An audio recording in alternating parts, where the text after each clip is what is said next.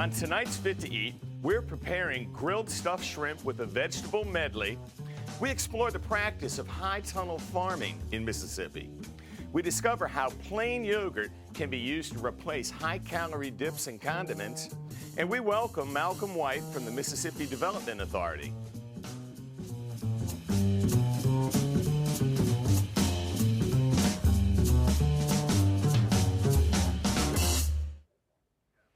Welcome back to Fit to Eat. I'm your host, Chef Rob Stinson, and tonight, Malcolm White, the Tourism Division Director at the Mississippi Development Authority, is our special guest. Malcolm is a restaurant owner, the former director of the Mississippi Arts Commission, and the founder of Mal's St. Patty's Day Parade in Jackson. So tonight, we're going to be preparing a vegetable stuffed shrimp served with farm-to-table veggies and a Greek non-fat yogurt tartar sauce. Now, Malcolm, I tell you what, it sounds like you are the man when it comes to Mississippi, huh? Well, you're the man, and I'm your guest. I don't know about all that, but I tell you what, I mean, I know you've got your hands full being involved with tourism in Mississippi. Tonight, what we're doing is promoting our beautiful seafood.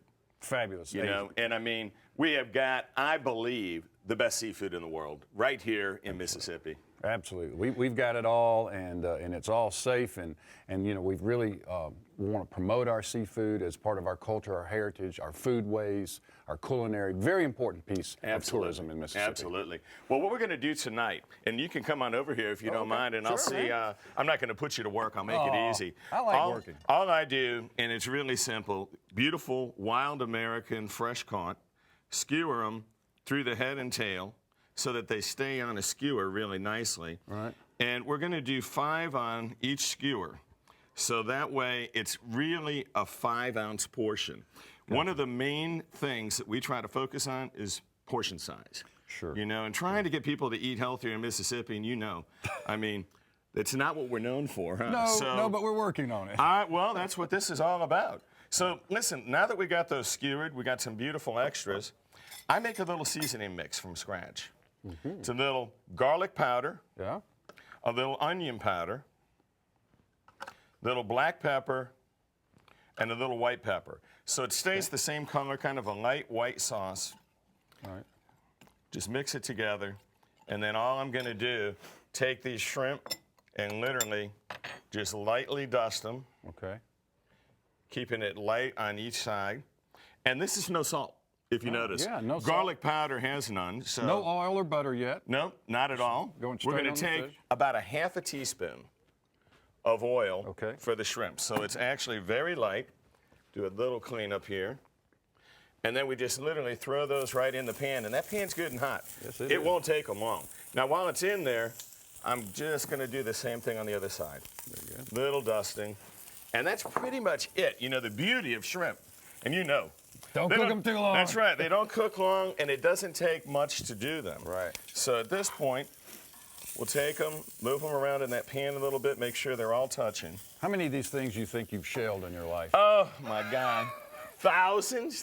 Years and years and years. It's incredible. And you know what? I got the scars to prove it, you know. Shrimp pickers.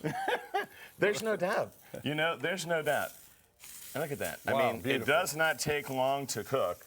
So what we're going to do... It's got a great color to it, too. Yeah. And that's part of your seasoning and the natural color of the shrimp as well. Well, and the shrimp will change in a little bit. We're going to let those kind of grill on this side. Mm-hmm. And then we got a little extra for the staff. You know, got to take care. Got to take care of the camera crew. All right, now this, as it's grilling, we're going to talk a little bit about a vegetarian stuffing. Okay. Everybody does typical heavy, full of flour, full of eggs. Oftentimes, you know, some lard in there. Sure. And what we're going to do is a pure vegetable stuffing. Great. Made with a little flaxseed, golden flaxseed instead, so it's gluten-free. Yeah, and a little egg white. We're going to put a little egg white in there. So what I'm going to do at this point, let's take these, and I'm going to move this one off the heat. Okay. And they'll just sit in that pan and finish. We'll move the big pan over. Now, obviously, it's hard to follow all the recipes, and we all know that. So go to mpbonline.org/fit-to-eat, or like us on Facebook at MPB Fit to Eat. Either way. So here we go. Let's go through another half teaspoon and vegetables. Fresh garlic. I love bell pepper. And I love the red and the yellow. Yeah, and it brings in such a pretty color. Yeah. So we're going to add it all together. All right. Use all three colors there. I use all three in this one because I just think it adds flavor. A little bit of green onion. All right. Not the ones from your yard. But they could be. That could be. They could be. And then onion. Diced onion. All right, so I got to ask you, I mean, everybody on the Gulf Coast where I'm from knows about your St. Patrick's Day parade. Well, Tell me a little history on that. Well, it's interesting, but my brother and I grew up in Perkinston, just 40 miles from the Gulf, and we sort of grew up going to the coast and going to New Orleans. So in our idea, parades and carnival and celebration was really a part of culture. And we ultimately ended up in Jackson, and when we got here, we were very dismayed that there were no giant music celebrations, no Mardi Gras. So we started thinking of ways to celebrate culture, and we tried all sorts of things. We had a Mardi Gras crew. We did all kind of parades, music festivals, but the one that really stuck for some reason in Jackson was the St. Patty's Parade. And this year we'll be doing it for the 33rd time. Jeez. Drawing 75,000 people to downtown Jackson. And people from the coast as well. Oh, gosh, I know. I mean, there's so many people I know that talk about it. All right, here's what we're going to do next. We're going to take a mixing bowl. Okay. We're going to literally just pop and place all that great veggie action right in the bowl.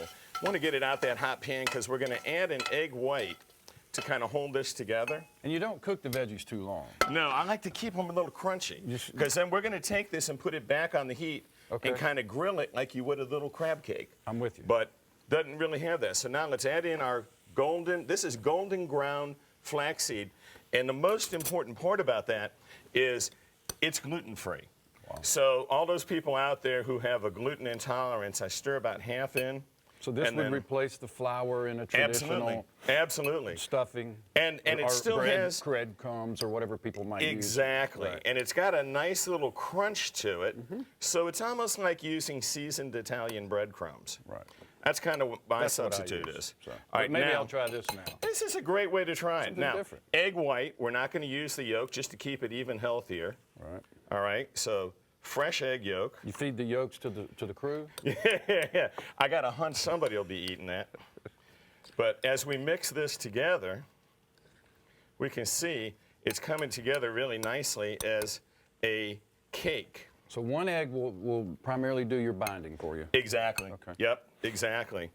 And when this is all said and done and mixed, what we're going to do is take that same where we did all the veggies, put it right back on the heat. Okay. And then I'm going to make this. Okay. I'm going to make this into patties. Okay. And you can see it's a little bit more than one. Right. And we're always really focused here on Fit to Eat on portion size. Right. You know, I mean, I know probably going around to eat, you're obviously in good shape. I would imagine you're probably keeping I eat good portions. We like that. All right, now we're going to go right back in the pan. Okay. Form this into a patty while it's on the pan. Okay. And I've got enough to do two, so I'm going to do them both.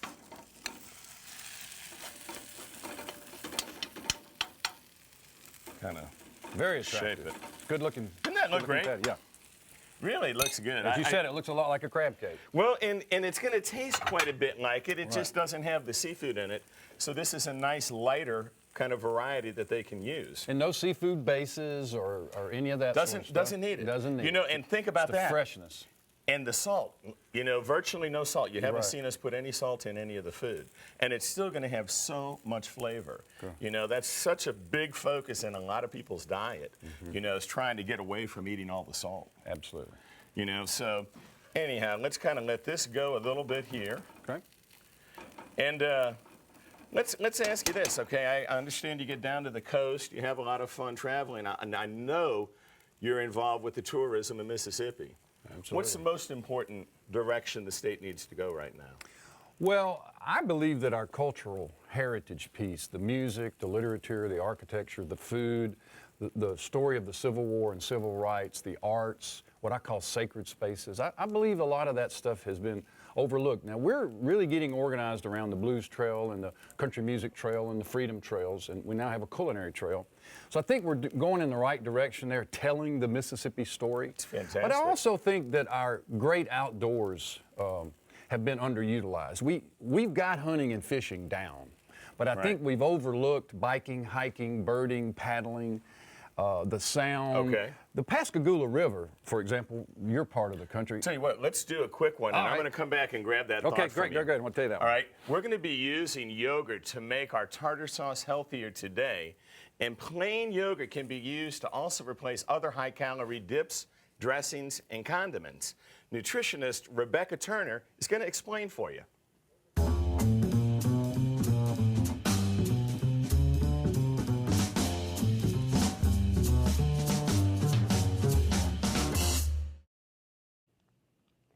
Yogurt isn't just for a healthy snack anymore. You can make your dressings creamier, your baked goods more moist, and smoothies, well, smoother. Chef Rob shows us how to use yogurt to make a healthier tartar sauce. But the cooking possibilities are endless. I like to use Greek yogurt. Why? Well, it's low fat and it's packed with twice as much protein to help strengthen muscles than regular yogurt. And it is loaded with calcium to help build bones of steel. Cooking with yogurt has never been easier, and it's still your favorite homemade dishes, only healthier. First, you can substitute high-fat mayonnaise, which you know really has those artery-clogging saturated fat. You know, 1 tablespoon of mayonnaise has about 14 grams of fat in it.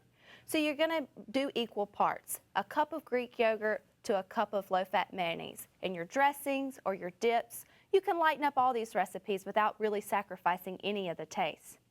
The next thing, you can really reduce or replace the shortening, oil, butter, or sour cream in those baked goods. I mean, look, you can totally remove a whole stick of butter just by replacing it with 3/4 a cup of yogurt. This is going to make a tremendous impact on the nutritional quality of any of your baked goods. And you know, oil also packs a heavy fat punch. 14 grams of fat also in just 1 tablespoon. Often baked goods require a cup or more of oil. So you can easily substitute about 3/4 a cup of yogurt where any cup of oil was, and you're really, again, you're going to keep the moisture, but really impact your nutritional benefit. You can thicken sauces, much like heavy cream, but be sure to add some starch to keep it from curdling. This is because, again, yogurt lacks that heart-clogging fat of heavy cream. But you know, we've showed a lot of numbers today. Be sure to check out our Facebook page or our website for a substitution guide to make tasty dressings, desserts, creamy soups, moist baked goods, and tender marinated meats. And of course, we'll cut the fat and calories and be sure to make your recipes fit to eat. All right, well, you know what? I want you to finish that story, but hang tight for 1 second. Sure. What I'm going to do is, again, just a light touch, not even a half a teaspoon this time, of our oil. And where we're going to go on this is all farm fresh vegetables. So we're putting in some beautiful yellow squash, some beautiful carrots, zucchini, all from farmers markets, and I've got some right in front, which is really nice to see because it's great. You can buy local produce, all right? Absolutely. Some beautiful fresh basil and a little bit of pepper. And now the way that I'm going to actually get this to kind of cook is, believe it or not, is going to be to add water. And this is just water that I'm putting in there. Huh. And it's going to help to steam them. Oh, we got more. That's all right, though. There we go.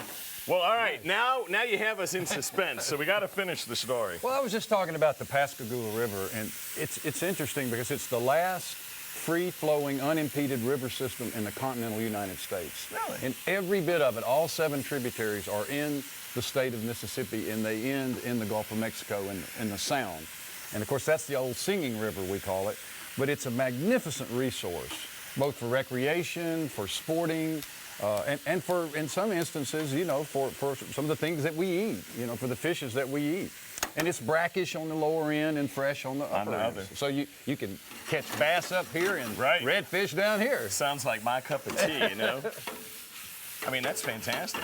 That really is. And we're working really hard on agritourism, where we're working with the Department of Agriculture and really talking about our agriculture and agrarian history in Mississippi and how we can work with farmers and do the farm-to-table thing, and because we can grow. Oh, it's amazing. We've got such a great resources season here.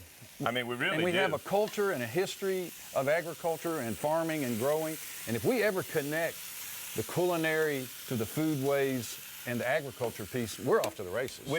This is like the example of it. I mean, I'm telling you, you know, and I try to tell people, you know, sometimes you go to the farmer's market and you'll see something and maybe it's got a little dent or a little blemish, but the difference is no pesticides, you know, no preservatives. It's all natural, and you're supporting your local economy. Not from Mexico. Right. I mean, it's so nothing important. Wrong with, you know, it really is. You know, I guess it kind of leads into, you know, why buy local? You know, I mean, that's the whole test. Now, what we're going to go with this is to make up a little bit of some fresh tartar sauce using some Greek non-fat yogurt. That's a great idea. So I'm going to throw this together very quickly, because then we want to go to a segment that's actually really neat, and I want to. Of course, we all know traditionally we use mayonnaise here. You got that right. But well, we're moving on. And you know what? Greek non-fat yogurt is such a great substitute. So we're going to put in the Greek non-fat yogurt, some garlic, some diced onion, diced pickles. So, you know, the same thing that you would normally have in tartar sauce. A little bit of pepper. I would use a little capers. You don't? Yeah, I don't have that in this one, but you could. Sure. Little hot sauce, whatever your preference. Gotcha. And I actually throw in a little bit of Dijon mustard in mine. Same here. And then some green onion to throw the color up. Gotcha. And all we do is just literally mix all this together. And it makes a beautiful, homemade, fresh, healthy, farm-to-table. What else can we throw in there, huh? But it really is, local. You know. It's all local. It is all local, and it's so important to do that, you know. But I mean, look at that. That is a beautiful, chunky, fresh tartar sauce. I mean, that is just the way I think it should be, and it's absolutely delicious. Let's go back to our veggies.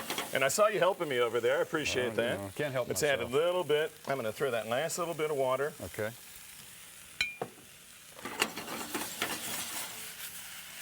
Oh, they look so good, huh? Yeah, they got Can a you nice get that color aroma now. too? Yeah. You know, so at this point, I tell you what, we've got our vegetable cakes basically done. Shrimp are finished. The vegetables, I think, look just about perfect. We're going to make a little side dish of some of this beautiful tartar sauce, because at some point in the very near future, we're going to be plating all of this. Yeah, I can see it coming together yeah, here. we're getting there. And I tell you what, we are just about ready. The last thing I'm going to throw in, and I don't put them in early, are the tomatoes. Okay, you don't want to get overcooked. Yeah, I don't want to overcook those. Yeah. So that's the last piece that goes into this beautiful puzzle. Are we cooking dinner or supper here, Rob? Man, I tell you what, I think it's a little bit of both. But all right, now we go from our vegetables in the kitchen to the farm where they're actually grown. Barbara Robinson is the owner of B&W Orchards in Meridian, Mississippi. She utilizes a new technique called high tunnel farming to help maximize the growing potential for her crops. Check it out.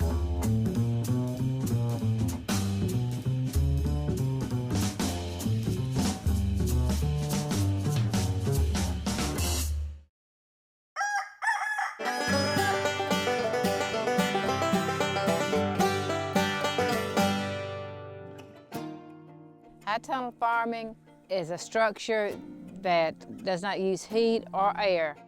The construction of a high tunnel is the metal post, the metal bows, and then you put plastic over that. We use what's called a wiggle wire to secure it with, and you have roll-up sides and roll-up doors. You can grow things much earlier, and you can plant much later for protection from frost. The first time I ever even saw a high tunnel was when the Mississippi Fruit and Vegetable Growers Board. We went to North Carolina, and there we went through them and saw many of them. And that's when I decided to try it here in Mississippi and see what we could do with it. The high tunnel works by keeping the cold out. You know, if you get extremely rainy season, you won't have the water because you strictly use irrigation. You know, you got water and fertilizer right there, and grass loves it. So it's about keeping the grass out. Your insects love it, and you really don't want to use any chemicals that you could possibly keep from using. The tomatoes are my largest crop that I grow in there, and but I do tomatoes, I do different kinds of squashes, peppers, eggplants, love them. The plants grow larger in a high tunnel than they do in the field, or that's what I found. I think it will continue. You can start so much earlier than you can in the field. They have put up many tunnels, and they're growing throughout the state now.